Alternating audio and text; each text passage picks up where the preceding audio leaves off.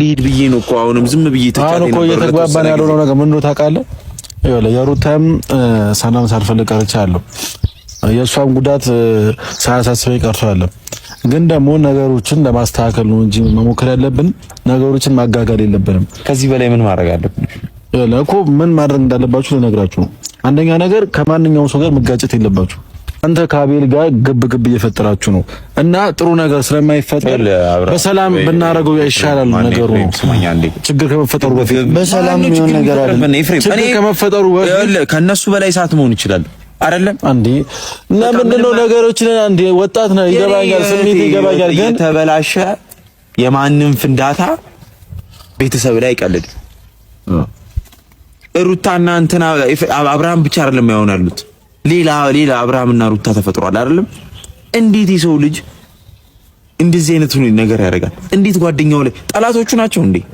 ኤፍሬም ጓደኞቹ አይደሉም? እሺ ነገ አንተ ላይ እንደዚህ አይነት ነገር ቢያደርጉ ምን ታደርጋለህ? አንተ ወይም በኔ ቦታ ብትሆን ምን ታደርጋለህ?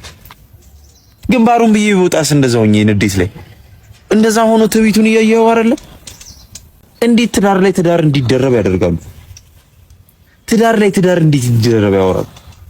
ኤፍሬም አንተ ይሄን ወግነህ እኛንስ መጥራት የነበረበት ታይም ነው።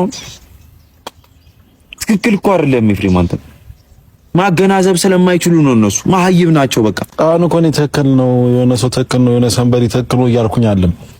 ነገሮችን ለማስታረቅ ከሆነ የምትፈልጉት እንደዚህ አይደለም አካሄድ። አሁን ይኸውልህ እኛ ማስታረቅ ሳይሆን ከህይወቷ ይውጣ። እኛ አልሞከርነው አካሄድ አለ እንዴ? በሰላም እንዲፈጠር ትተናል። በንግግርም ሞክረን ማስታረቅ አንችልም። ማስታረቅ የምትችሉ ከሆነ እኛ እንውጣ። እኔ ከህይወቷ ይውጣ ነው። ጓደኞቹ እያሉ አብሯት ሊሆን አይችልም። ይኸውልህ ምን ማለት ነው? ባይኖሩ እኛ አንፍታው ጓደኞቹ ወይ ራሳቸው ይፍቱ ተብሎ እኔማ ቡሻም የለንም ነበር።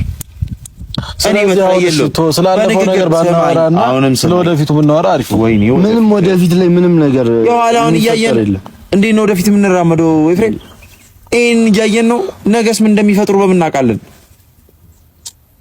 ነገ ምን አይነት ስርዓት እንደሚፈጥሩ ምን አይነት ስነ ስርዓት አንድ ሁለት ሶስት እኮ አይደለም። ይሄ ልጅ ተደጋጋሚ ጊዜ እየመጣ ይቅርታ ይላል፣ ምን ይላል ምናምን አስተካክላለሁ ይላል። በንግግር አለን አይደለም ኤፍሬም?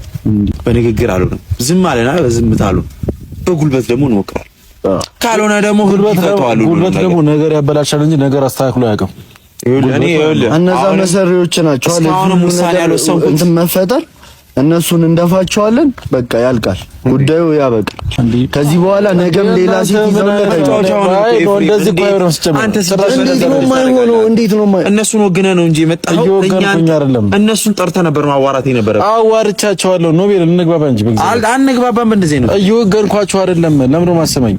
እናንተ ላይ ችግር እንዳይፈጠርና ነገሮችን ለማስተካከል ስለሞከረ ነው። እኛ ላይ ምንም አይነት ችግር አይፈጠርም። ማንም ችግር አይፈጠርም። አሁን ለሌላ ነገር ካላወራህን ማለት ነው ደህና ነገር ካላወራህን ሰዓቱ ይሄዳል። ይኸውልህ ነገሮች እንዲስተካከሉ የምትፈልግ ከሆነ ወንድምህ ነገሮች እንዲስተካከሉ ስለምፈልግ እኮ ነው ያወራኋቸው እንጂ አይመለከትም። አንድ ነገር ብቻ አላስተካክልህ። ወንድምህ ምንም አያውቅም ይባል ነው አይቀርለትም ለሱ የሚመጣው ነገር ግን ምን ማለት ነው? ጓደኞቹ ትዳር እያለው ያቺ የተረገመች ሄርሜላ የምትባል ሴት የፍቅር ጥያቄ የምትጠይቀው አሁን ደግሞ ቆይ እስቲ አንተ የትኛው እንትን ነው ሩም ውስጥ ገብተው ምንም ላያረጉ ይችላሉ ምን አገባችሁ ምናምን የሚባሉ እና አቤል የሚሰሩት ስራ አይተሃል? አላየህም? ሪዞርት ለሪዞርት እያንከራተተ ሲጀመሩ ሁለቱ አብረው እንዲሆኑ በጣም ብዙ መንገድ እያመቻቹ ያሉት እነሱ ናቸው። ሲያጋብጡ አልነበር ብዙ ጊዜ ሩታ ጋር ስልሰል ሲሉ የነበሩት ይሄንን ፍለጋ ነው እኮ። ይሄን ነገር እኮ ማስተካከል ያለብን በንግግር ነው። ምንም አይነት እስከ ዛሬ ድረስ በንግግር ሞክረናል። ከዚህ በኋላ ግን ምንም አይነት የምንነጋገረው ነገር የለም። ሁለቱ አይካሉ ከህይወታቸው ይወጡ። ሄደህ ንገራቸው። አይካሉ ሁለቱንም ደፍተን ሶስቱንም ከሄርሜላ ጭምር ደፍተን እንሄዳለን። በቃ አለቀ። ውሳኔ ነገር ቀላል ነው ኤፍሬም። ማስተካከል ያለብን ነገር ከነሱ ጋር አስተካክል። እኛ ጋር ምንም አይነት ችግር የለም። እስካሁንም ቆጭቶኝ የእህቴ ነገር ነው እንጂ ሁሉ ነገር ያመጣው ማለት ነው። እሱ ገላግየው ነበር እንትናን አቤልን። የብሩክም ንቀት አለ። ያቺን ልክስክስ የማንንም እንትና አምጣችኋል። አስወጣት ከቻላችሁ ከወጣችሁ። በተረፈ እነሱን አዋራ ኤፍሬም። ስለጠራን ስላከበርከን እናመሰግናለን።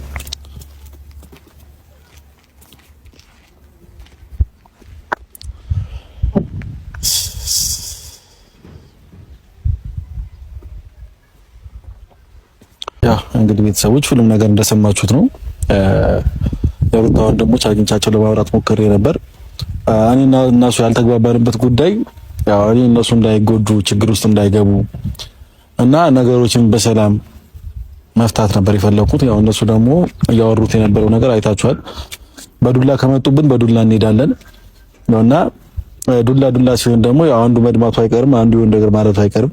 ግን ሁላችንም ከመደማማታችን በፊት ማድረግ ያለብን ነገር ብናደርግና ብንጠነቀቅ ባይነኝና ያው ብቻ አላቅም። እኔ እንጃ ምንም ነገር ጥሩ ነገር እየተሰማኝ አይደለም።